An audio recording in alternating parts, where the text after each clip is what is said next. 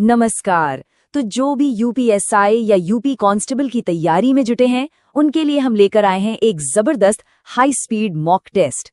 आइए फटाफट कुछ सबसे जरूरी सवालों को देखते हैं और अपनी तैयारी को एक लेवल ऊपर ले जाते हैं।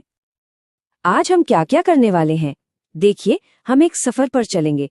पहले इतिहास के कुछ पन्नों को पलटेंगे, फिर भारतीय कानून की गहराइयों में उतरेंगे। उसके बाद भूगोल और पर्यावरण के कुछ दिलचस्प सवाल देखेंगे और फिर होगा एक तेज तर्रार जनरल नॉलेज चैलेंज। और हाँ, अंत में खास सवाल भी है, तो बने रहिएगा। तो फिर सब तैयार हैं? चलिए बिना देर किए शुरू करते हैं हमारी पहली चुनौती, भारतीय इतिहास के कुछ अहम पड़ाव। तो पहला सवाल स्क्रीन पर है, भारतीय प्रेस का मुक्तिदाता, ये टाइटल किसे दिया गया है? ऑप्शंस हैं lord William Bentinck, Charles Metcalfe, lord Macaulay या फिर लॉर्ड डलहौजी। क्या लगता है? सोचिए जरा। और सही जवाब है चार्ल्स मेटकाफ।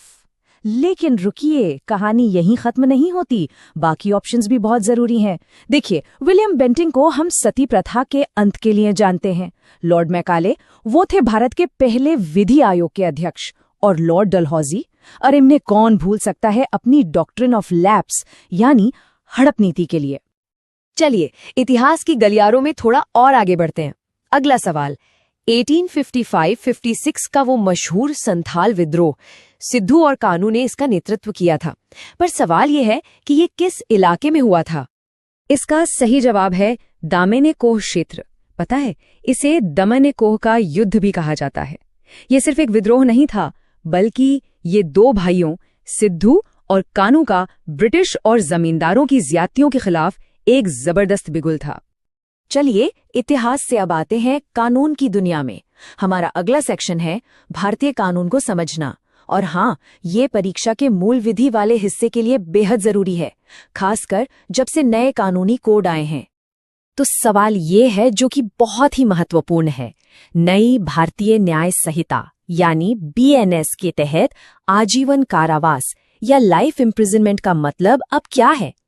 इसमें एक बहुत बड़ा बदलाव हुआ है, ध्यान से सुनिएगा।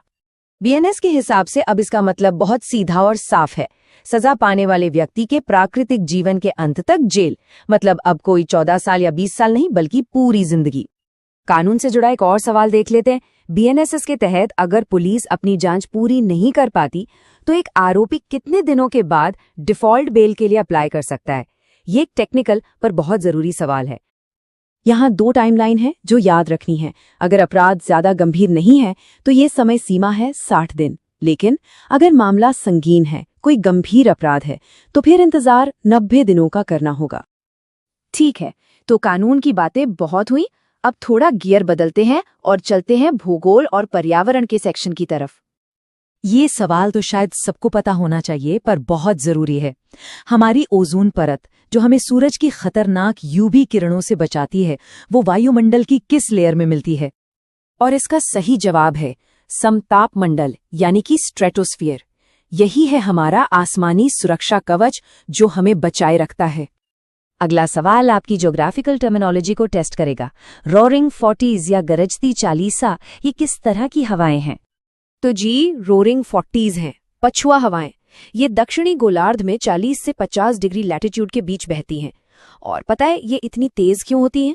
क्योंकि वहां जमीन का कोई बड़ा टुकड़ा इन्हें रोकने के लिए है ही नहीं, बस खुला समुंदर है। और अब हम आ पहुंचे हैं अपने आखिरी दौर में। ये है हमारा जनरल नॉलेज चैलेंज। तैयार हो जाइए कुछ फटाफट सवालों के लिए। एकदम क्लासिक सवाल है, पर हमेशा पूछा जाता है। मैकमोहन रेखा, ये किन दो देशों के बीच की सरहद है? सही जवाब है भारत और चीन। इसे 1914 के शिमला समझौते के तहत तय किया गया था। अच्छा, यहीं पर एक और बात याद रखिए, पाकिस्तान के साथ हमारी सीमा का नाम है रैडक्लिफ रेखा, और भारत चीन के बीच एक और लाइन है जिसे हम लाइन ऑफ एक्चुअल कंट्रोल या LAC कहते हैं। चलिए अब थोड़ा विज्ञान की तरफ चलते हैं।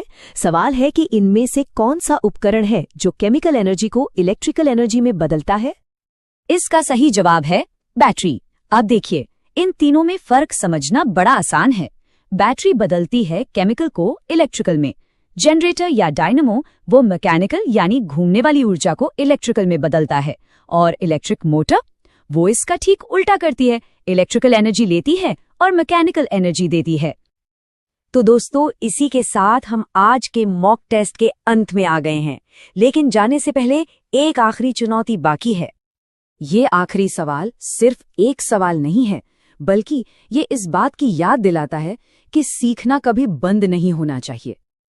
तो आपके लिए आज की होमवर्क चुनौती ये है, भारत की संसद यानी सदन किन से मिलकर बनती है?